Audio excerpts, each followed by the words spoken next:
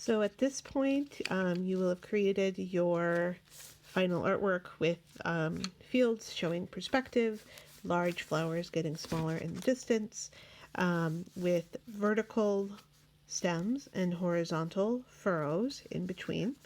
And then we're just going to talk really quickly about doing your sky.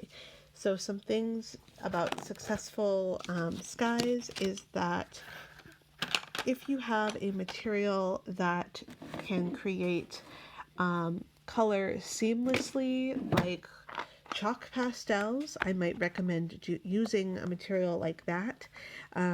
If not, whoopsies, excuse me. If not, please feel free to use whatever materials you'd like. Just keep in mind some of the key ideas with skies is that if you're going to have features like clouds, don't have hard outlines on the edges, have them as negative spaces. That is, just leave them the paper white to begin with.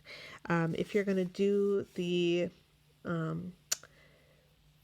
windmill, now would be a great time to do it. I'm choosing not to, but so let's say I'm going to do a cloud.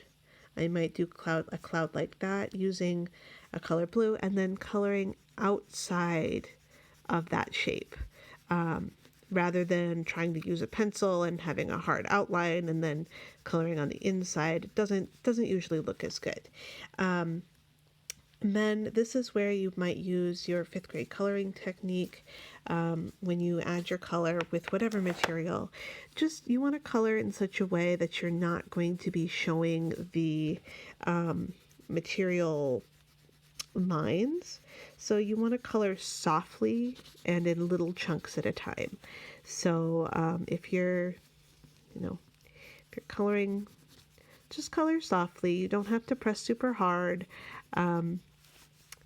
And you want to keep your crayon or material, whatever it is, all going the same direction. Don't do some up and down and some side to side and some at a funny angle, because all those marks, all those color changes will show up unless you want to do the whole image at multiple angles. So like you might do it all side to side and then it all vertical just to fill in a little more solidly. If you want to do it that way, you can. When you're using different colors or different materials, you just want to make sure that you're using them softly with each layer or each pass. That way you're not creating marks too heavily on your paper. So some going this way and then change your direction of your crayon or tool and go the opposite direction to fill in. To create a solid color.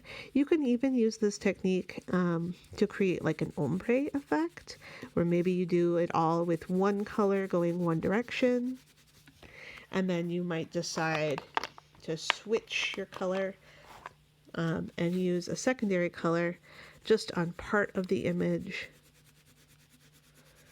to create a color blend or ombre.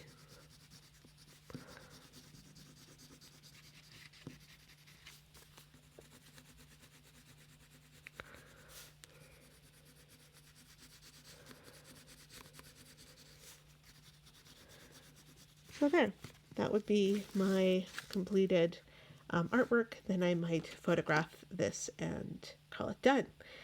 Talking about the perspective and what did I do to create this sense of depth in my artwork. So that is our project. Good, happy art making.